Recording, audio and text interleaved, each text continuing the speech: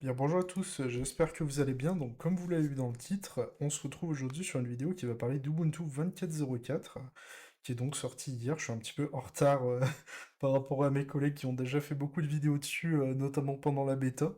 Mais moi, j'attendais un petit peu que ça se stabilise, même si on va revenir sur ce point, c'est pas encore trop ça.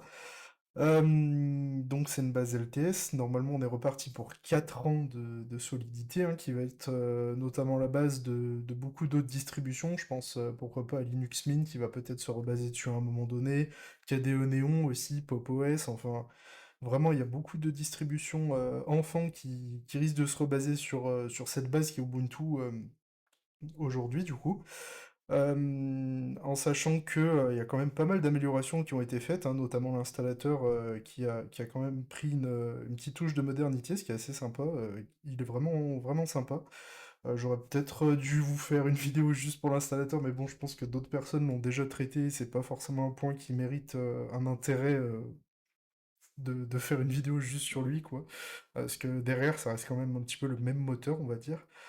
Du coup, j'ai pas fait grand-chose hein, sur ce VM, j'ai juste installé les additions, enfin les extensions de VirtualBox, hein, du coup, pour avoir une résolution un petit peu plus haute, pour que ça soit quand même plus lisible pour vous.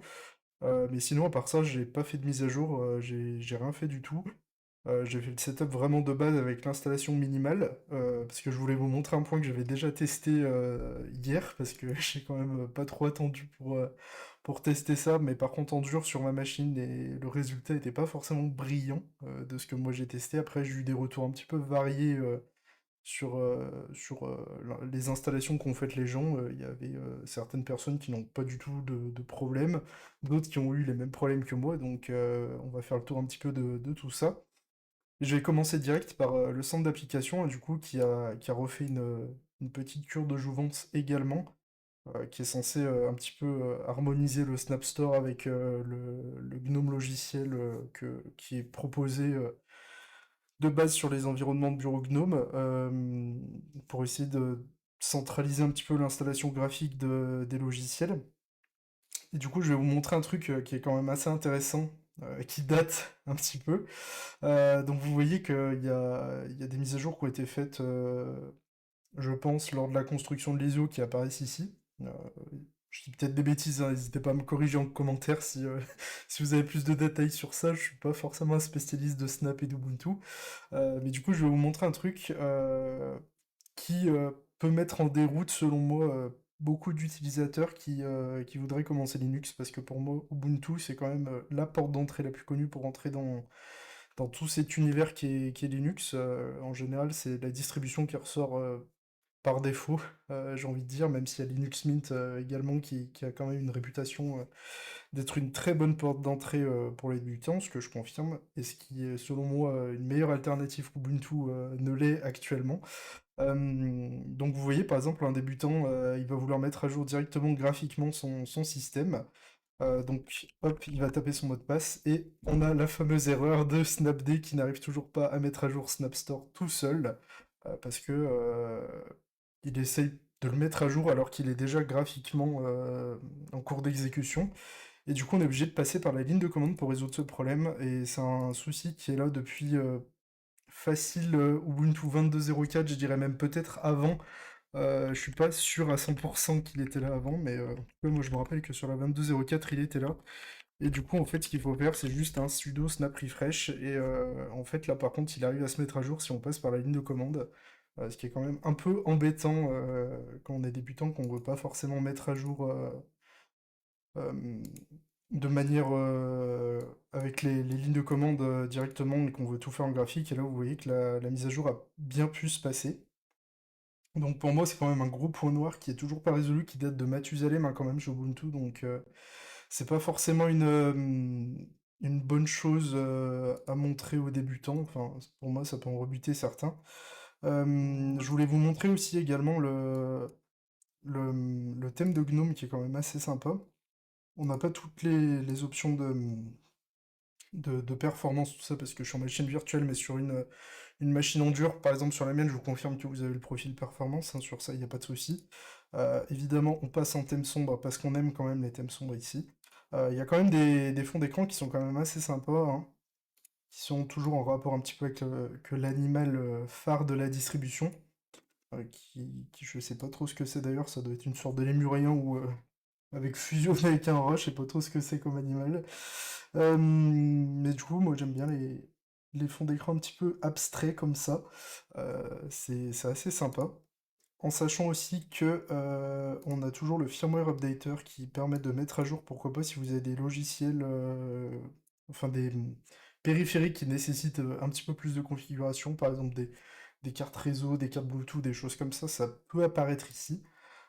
Donc ça, c'est toujours sympa aussi de l'avoir. On peut gérer aussi graphiquement les applications au démarrage. Ça, je ne sais pas si c'était là avant ou si ça a été rajouté depuis, je ne sais pas. Mais en tout cas, c'est toujours sympathique aussi. Et le problème aussi que je voulais vous montrer, c'est notamment du coup avec le Snap Store. J'ai eu des cas, alors là je sais pas si je saurais vous le reproduire ou pas, mais par exemple si on installe OBS euh, en Snap, on va tester ensemble. Mais moi j'ai eu le cas en dur en tout cas où il s'est lancé une fois et après en fait il a plus jamais marché et apparemment c'est un souci qui est quand même assez récurrent sur de nombreuses applications. J'ai eu des retours aussi de personnes qui ont eu ce cas avec d'autres applications qui se lancent une fois en fait et qui se lancent plus jamais après. Euh, donc là par exemple on va faire hop, ça on s'en fout. Hop, hop. On va vraiment le laisser par défaut parce que je crois qu'il n'y avait pas de problème si on refaisait une conf ou quoi. Là on voit qu'il tourne toujours. Si on essaie de le relancer, hop. Je vais peut-être reboot, hein, ça se trouve, c'est ça le problème. Euh, hop, j'attends qu'il se referme.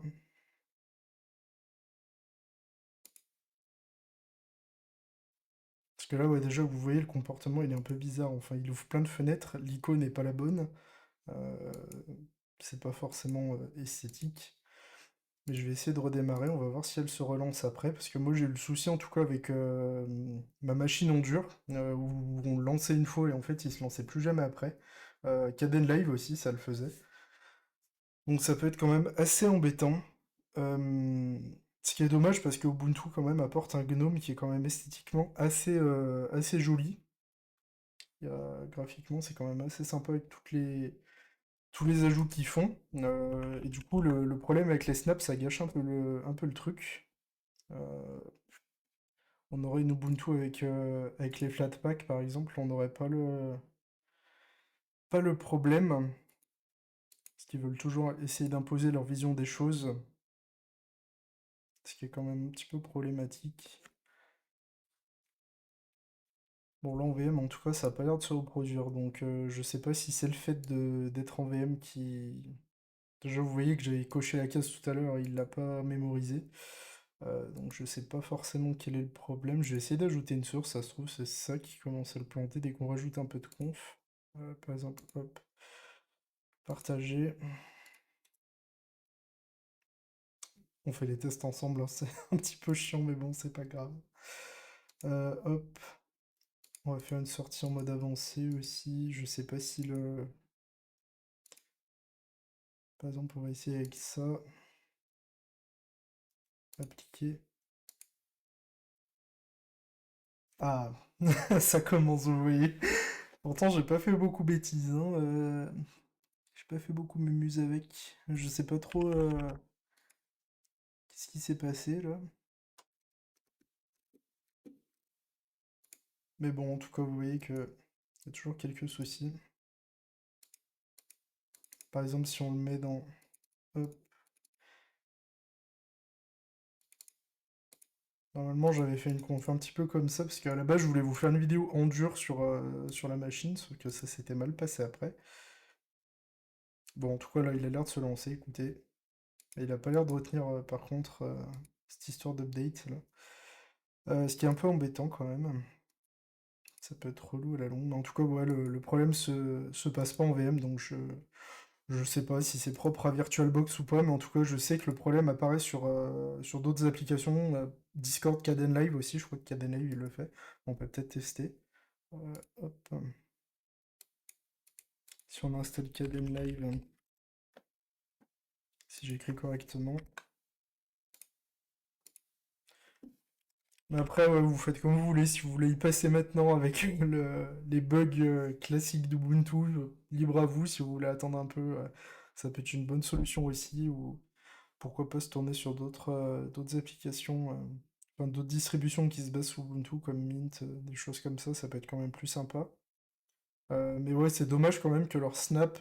Enfin, j'en avais fait une vidéo il y a quelques temps sur ma chaîne, je crois, qui était une des premières où j'avais parlé un petit peu de façon technique sur Snap. Je vous invite à la voir, j'essaierai de la mettre en description de cette vidéo. Mais c'est vrai que c'est quand même assez embêtant de subir leur façon d'imposer leur standard qui floppe un peu quand même, hein, honnêtement. Ah, parce que quand même, Flatpak, ça marche sacrément bien dans la plupart des cas. Donc c'est quand même un peu dommage, ouais, de perdre tout ça. Hop. Cadenlive, par contre, vous voyez, il a bien l'icône, c'est quand même assez. Bon, lui aussi, il a l'air de se lancer. Écoutez, c'est peut-être un problème qui apparaît que sur certaines machines en dur, mais bon, en tout cas, ça n'a pas l'air de se produire là, donc c'est quand même un peu embêtant. Je voulais vous le montrer. Au niveau des ressources, on va peut-être faire un arrêt à froid. Hop, enfin un redémarrage à froid ou à chaud, parce qu'un redémarrage est forcément chaud. Mais bon, avec les températures qu'il fait en ce moment, c'est peut-être un peu froid du coup. Histoire que je vous montre l'usage RAM, comment comparer un petit peu à l'époque avec toutes les distributions. En mode ouais, mon K2 il prend 400 mégas au lancement. Ça maintenant, c'est vrai qu'on s'en fiche un peu sur l'échelle de RAM qu'on a ces jours. Euh, on est quand même sur 1,3 Go de RAM, hein, ce qui est correct pour un gnome. Mais bon voilà, c'était une petite vidéo rapide quand même pour vous présenter où en était la distribution. Je pense que la base en elle-même, si on vire Snap, est bonne. Linux Mint, comme je vous disais, va sûrement se rebaser là-dessus, donc ça va être encore meilleur, avec une certaine fraîcheur des paquets qui va arriver aussi. On a notamment Python 3.12, les choses comme ça qui vont être assez intéressantes. Donc voilà, je vous invite à me donner votre avis, pourquoi pas si vous l'avez testé en commentaire, qu'on échange sur ce point ensemble. Et puis on se retrouve très vite pour une prochaine vidéo.